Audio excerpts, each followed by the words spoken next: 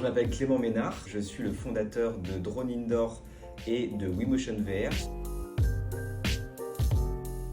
Drone Indoor, c'est une activité de pilotage de drones en intérieur destinée aux entreprises qui ont la volonté d'organiser un événement plutôt team building.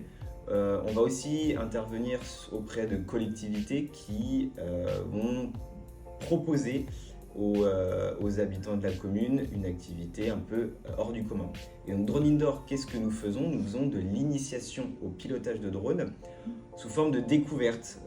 Donc on va apprendre aux gens à piloter un drone dans un premier temps, et dans un second temps, si les collectivités ou les entreprises le souhaitent, nous allons proposer des courses de drones. L'idée, c'est de créer un petit challenge entre collaborateurs ou entre différentes personnes de différents milieux pour ajouter un petit peu un côté ludique à cet univers pilotage de drone. Ça, c'est la première activité. La seconde activité, du coup, c'est de la réalité virtuelle qui n'a rien à voir avec le pilotage de drone. La réalité virtuelle, nous proposons donc des activités diverses et variées qui vont des jeux en équipe, qui vont des jeux de sport, qui vont sur des jeux un peu plus sensations fortes. Et l'idée, c'est un peu dans la même idée que le pilotage de drone, c'est de proposer ça aux entreprises sous forme de team building et aux collectivités également sous forme d'animation pour le grand public. Donc voilà ce que nous faisons. Ça fait 7 ans qu'on existe. On a organisé plus de 300 événements, 300-400 événements. Donc on sait à peu près comment fonctionnent nos événements et ça se passe très bien. On avait un endroit spécifique avant le Covid et en fait après le Covid on a pivoté, c'est le terme qu'on utilise, pour pouvoir en fait intervenir sur toute la France. Donc en fait on est devenu beaucoup plus itinérant, ça nous a ouvert beaucoup de portes puisqu'en fait on peut intervenir absolument partout. On a 3 types de fonctionnement, que ce soit, on va plutôt d'abord parler du pilotage de drone.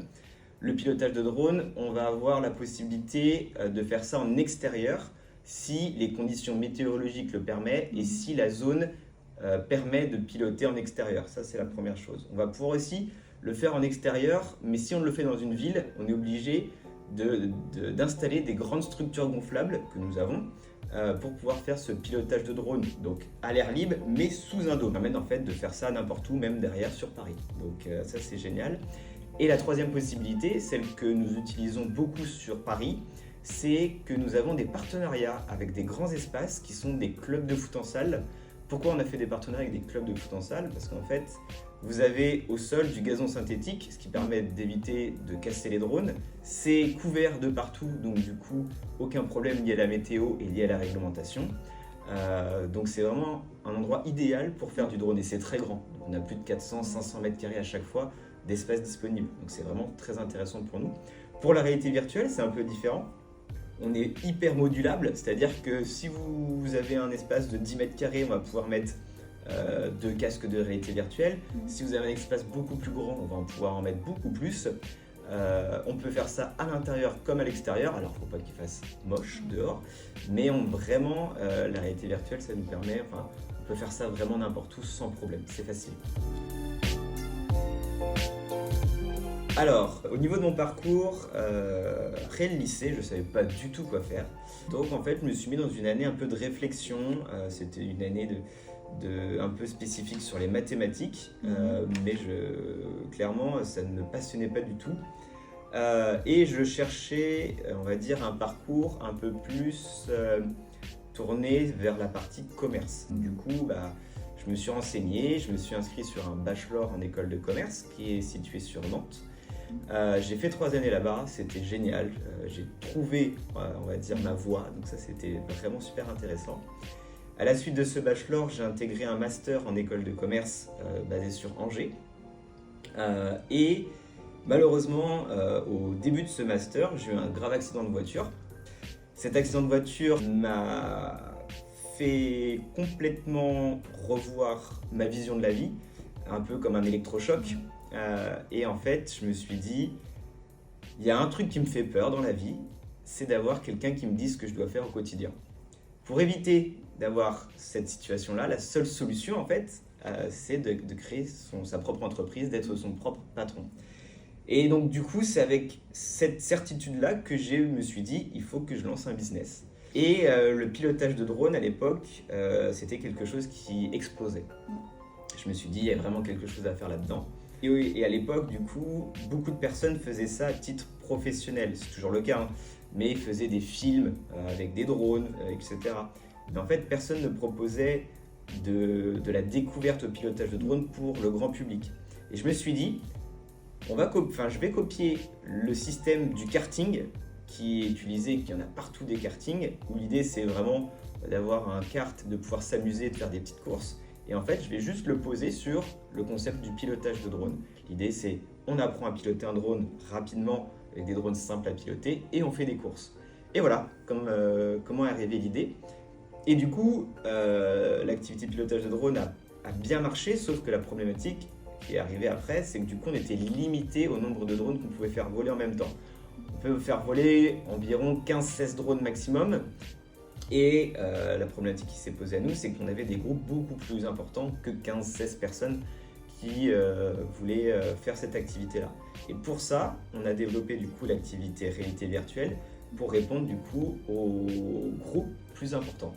Et comme ça, aujourd'hui, on a les deux activités en parallèle qui nous permettent de jouer un côté sur le pilotage de drone, un côté sur la réalité virtuelle. Et parfois, on n'a que du drone, parfois on n'a que de la réalité virtuelle.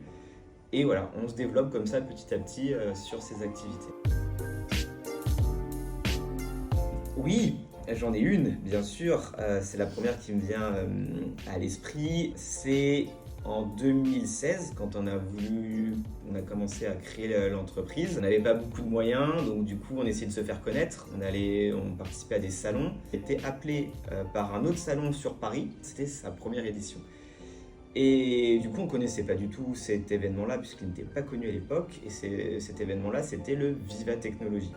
Viva Technology, qui est un peu le CES de Las Vegas à la française, où en fait on va dévoiler, on va montrer toutes les startups qui développent des nouvelles activités, des nouveaux projets. Et nous, du coup, on a été appelés, on nous a proposé d'intervenir sur cette première édition du Viva Technology en 2016, en plein milieu du Viva Technology, donc c'était porte de Versailles, une cage de drone qui était sur place. Et du coup, on a fait notre activité, ça se passe très bien. On fait découvrir le pilotage de drone aux personnes qui étaient venues au salon. Et on nous dit, les organisateurs nous disent, écoutez, on trouve votre activité sympa, on va vous faire venir un VIP sur votre stand. Je dis, est-ce que c'est possible de savoir qui est ce VIP ? Ils me disent, oui, il s'agit du président de la République. Donc en 2016, c'était François Hollande. Du coup, un peu stressé, mais donc du coup, on a eu François Hollande, le président de la République en 2016, qui est venu nous voir, qui a passé 5-10 minutes avec nous. À ce moment-là, on a eu beaucoup de chance parce qu'on se lançait et là, on avait beaucoup de caméras de télé qui étaient braquées sur nous. Et donc, du coup, on est passé sur les différents JT. Et c'était super, excellente expérience, ça s'est très bien passé. Pour la deuxième petite anecdote, quelques dizaines de minutes après, il y a le ministre de l'économie de François Hollande qui est venu. Et ce ministre de l'économie est l'actuel président de la République française, c'est Emmanuel Macron. Et donc du coup, pareil, on a pu échanger avec Emmanuel Macron sur cette activité-là. Et du coup, en quelques minutes, on a pu voir 2 présidents sur notre activité. Et quelque chose que vous ne savez pas, on n'a jamais eu de clients mécontents de notre activité. On a eu, alors si, on va être totalement transparent, quand on a débuté, on faisait aussi donc du B2C, donc dédié aux particuliers. Et un jour, on a un client qui n'était pas content parce que du coup, c'était pas à la hauteur de ses espérances en termes de pilotage de drone. En revanche, pour la partie animation événementielle dédiée aux entreprises, on n'a jamais eu aucun retour négatif sur nos activités. Une personne... je m'inspire pas d'une personne en particulier, j'essaye de prendre un peu toutes les personnes qui font des choses intéressantes à certains moments. Notamment, par exemple, je Je parlais donc du patron de Facebook, Mark Zuckerberg, qui du coup a développé donc la réalité virtuelle. Aujourd'hui, on utilise donc les casques de réalité virtuelle de la marque Facebook qui s'appelle aujourd'hui Meta. Et donc du coup, on s'inspire de personnes comme Mark Zuckerberg, comme Elon Musk. C'est quand même des grandes personnes qui sont très influentes aujourd'hui. À côté de ça, de mon côté, on va dire sur une échelle un peu plus petite, mais on a des entrepreneurs en France qui sont super.